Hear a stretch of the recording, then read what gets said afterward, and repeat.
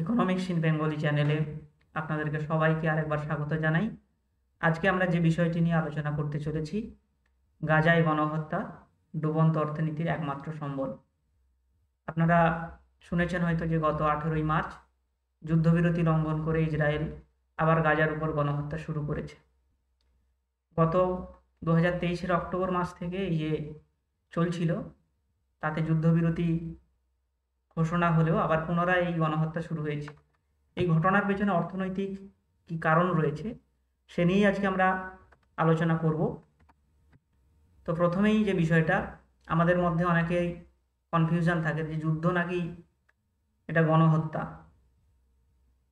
কিভাবে আমরা এটাকে দেখব।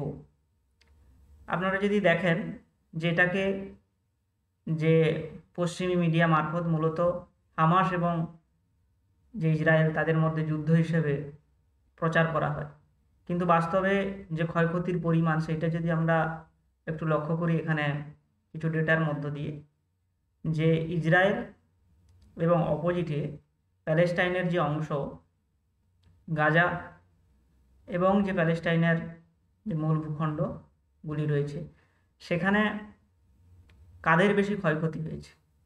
তো আপনারা এখানে যদি দেখেন যে ক্ষয়ক্ষতির পরিমাণ কিন্তু গাজা অর্থাৎ প্যালেস্টাইনের যে অংশ সেখানে কিন্তু মানুষের উপর ক্ষয়ক্ষতি, মানুষের জীবনহানি কিন্তু কয়েক গুণ, কয়েক হাজার গুণ বলতে গেলে বেশি হয়েছে। এখানে যদি দেখেন যে টোটাল যারা মারা গিয়েছে নভেম্বর 2023 থেকে এপ্রিল 2024 অবধি, সেখানে কিন্তু শিশুদের পরিমাণ 44%। অর্থাৎ এটা যদি হামাস এবং ইসরায়েলের মধ্যে যুদ্ধ হতো তাহলে কেবলমাত্র কিন্তু যারা হামাসের হয়ে কাজ করেন তাদের মৃত্যু হওয়ার কথা ছিল, 44% কিন্তু শিশু হত্যার হওয়ার কথা ছিল না। অথচ ইসরায়েল তারা কিন্তু সাধারণ মানুষের উপর, হাসপাতালের উপর, বিশ্ববিদ্যালয়ের উপর তারা আক্রমণ চালিয়েছে। তার ফলেই কিন্তু এই ঘটনা ঘটেছে। ফলে এটাকে কোনোভাবে যুদ্ধ বলা চলে না, এটা আসলে ইসরায়েল কর্তৃক গণহত্যা। তো এই গণহত্যার কারণটা কি? এর পেছনে একটা বড় অর্থনীতির খেলা রয়েছে।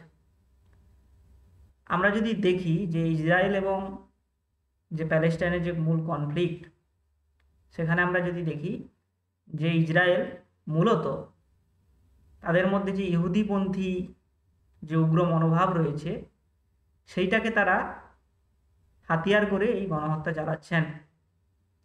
এবং এর পেছনে অর্থনৈতিক কারণ যদি দেখি, যে এই ইসরায়েলের পেছনে ইউরোপ, আমেরিকা সহ আরও বেশ কয়েকটি যারা দেশ তারা কিন্তু এর মধ্যে ইনভলভ রয়েছেন। কেবলমাত্র ইসরায়েল গিয়ে আক্রমণ করছে সেটা নয়, ইসরায়েলের যে জিওনিস্ট মনোভাব সেটা তো হাতিয়ার মাত্র, কিন্তু তার পেছনে অর্থনীতির বড় বড় যারা দেশগুলি রয়েছে তারা কিন্তু এর পেছনে রয়েছে। তো এখানে যদি দেখি আমরা যে ইউরোপীয় অঞ্চলে সেখানে অর্থনীতির বৃদ্ধির হার কি রয়েছে, সেখানে কিন্তু অর্থনীতি বৃদ্ধির হার আমরা যদি দেখি গত 2006-07 সাল থেকে, এবং যে ডিপ্রেশন চলেছিল 7-8-এর সময়ে, সেখান থেকে আমরা যদি দেখি যে এখন 0.6% কেবলমাত্র ইউরোপীয় অঞ্চলে তাদের জিডিপি গ্রোথের হার। তাহলে এই গ্রোথের হার নিয়ে কিন্তু পুঁজি টিকতে পারে না। ক্যাপিটাল বা পুঁজি তার কিন্তু আরও লাভের প্রয়োজন এবং তার জন্য গ্রোথের প্রয়োজন। অর্থনৈতিক যে গ্রোথ আমরা যেটা বলি জিডিপির গ্রোথ, সেটা কিন্তু না হলেও সাধারণ মানুষ টিকে থাকতে পারে, কারণ সাধারণ মানুষের চাহিদার একটা লিমিটেশন আছে এবং সেটা লিমিটের মধ্যে করা যায়, কিন্তু ক্যাপিটালের জন্য গ্রোথ খুবই প্রয়োজন। অথচ আমরা দেখছি যে ইউরোপীয় অঞ্চলে গ্রোথের পরিমাণ খুবই কম এবং আমেরিকায় গ্রোথ 2.9%-এর কাছাকাছি। ফলে এটা একটা বিষয়। আরও যদি দেখি বেশ কিছু দেশ, আমরা যদি দেখি জার্মানি, তার গ্রোথ কত? তার নেগেটিভ গ্রোথ চলছে। তাহলে এই সংশ্লিষ্ট যে বড় বড় অর্থনীতির দেশ তাদের নিজের দেশেতেই অর্থনীতির সমস্যার মধ্যে তারা জর্জরিত, এবং সেটা এই কনফ্লিক্টকে আরও বাড়িয়ে তুলছে। এর পাশেই আমরা যদি দেখি যে গ্রাফটা রয়েছে, এখানে আপনারা দেখতে পাবেন যে পৃথিবীর যে মিলিটারি খরচ, যুদ্ধক্ষেত্রে যে খরচ, সেটা প্রায় $2.39 ট্রিলিয়ন 2023-এর যদি হিসাব করা হয়।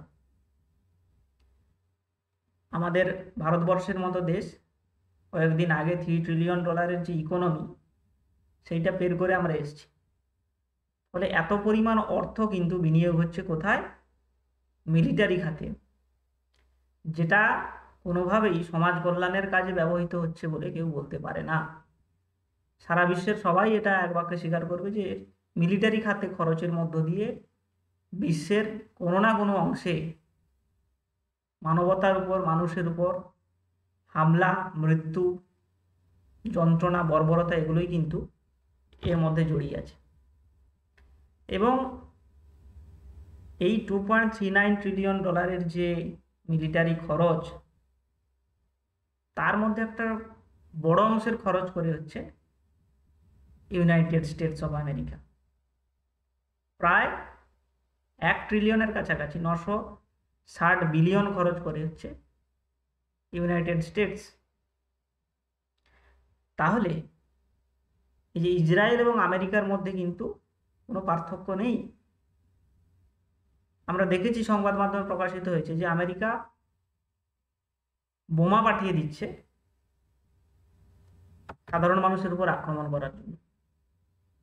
এরপর আমরা যদি দেখি যে তাহলে এই গণহত্যায় লাভ কার হচ্ছে, আমরা যদি ইসরায়েলের দিকে তাকাই তাহলে তাদের অর্থনীতিও এর ফলে ক্ষতিগ্রস্ত হচ্ছে, প্যালেস্টাইনের অর্থনীতি ক্ষতিগ্রস্ত হচ্ছে, এবং আমেরিকার সহ যারা এই যুদ্ধে ফান্ডিং করে চলেছেন তাদেরও অর্থনৈতিক ক্ষতি হচ্ছে, অর্থাৎ সাধারণ মানুষের, আমেরিকার সাধারণ মানুষের অর্থনৈতিক ক্ষতি হচ্ছে। কিন্তু লাভ তাহলে কার হচ্ছে?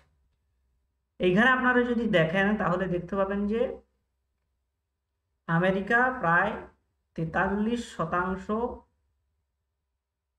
টোটাল যে ওয়েপেন রয়েছে, আর্মস রয়েছে, তার 43% সাপ্লাই করে কিন্তু ইউনাইটেড স্টেটস অফ আমেরিকা।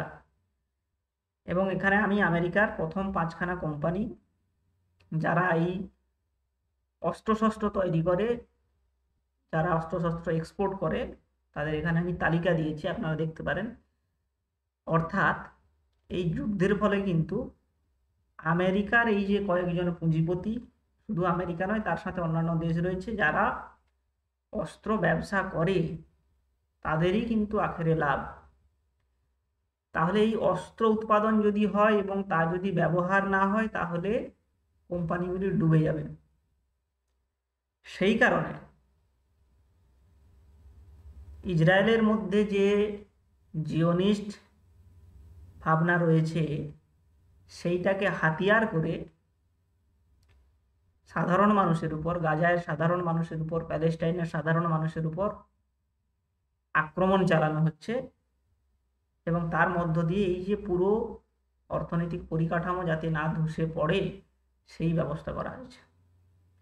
ফলে এটা মানবতা বিরোধী, এবং এই ঘটনার পেছনে চূড়ান্ত অর্থনৈতিক যে ষড়যন্ত্র সেইটা রয়েছে। এইটা আমরা যদি সাধারণ মানুষ না বুঝতে পারি তাহলে কিন্তু আমাদের বুঝতে অসুবিধা হবে, এবং যুদ্ধ নাকি গণহত্যা সেটা নিয়ে আমরা আমাদের নিজেদের মধ্যে লড়াই করতে থাকব। ফলে আমি আজকে বেশ কিছু ছোট ছোট তথ্য দিয়ে যে বিষয়টা রাখবার চেষ্টা করলাম, আশা করি আপনারা বুঝতে পেরেছেন। তাহলে এই কনফ্লিক্টের সমাধান কোথায় রয়েছে সেটাও কিন্তু আপনারা যদি জানতে চান, সেই বিষয়ে আগামী দিনে আমরা ভিডিও করতে পারি, যে গাজা এবং যে ইসরায়েল এই যে কনফ্লিক্ট বা প্যালেস্টাইন ইসরায়েল কনফ্লিক্ট, এর তাহলে সলিউশন কোথায় রয়েছে, তাহলে সেটা নিয়ে আমরা আলাদা ভিডিও করতে পারি। আজকে এটুকুই আমি রাখছি। আশা করি আপনারা সবাই বুঝতে পেরেছেন। না বুঝতে পারলে আপনারা কমেন্ট করে জানতে চাইবেন, আমরা পরবর্তীকালে তার উত্তর দেওয়ার চেষ্টা করব এবং এই চ্যানেলের সাথে যুক্ত থাকার জন্য অনুরোধ জানাবো। যারা এখনও সাবস্ক্রাইব করেননি তাদেরকে সাবস্ক্রাইব করার কথা বলবো। ধন্যবাদ।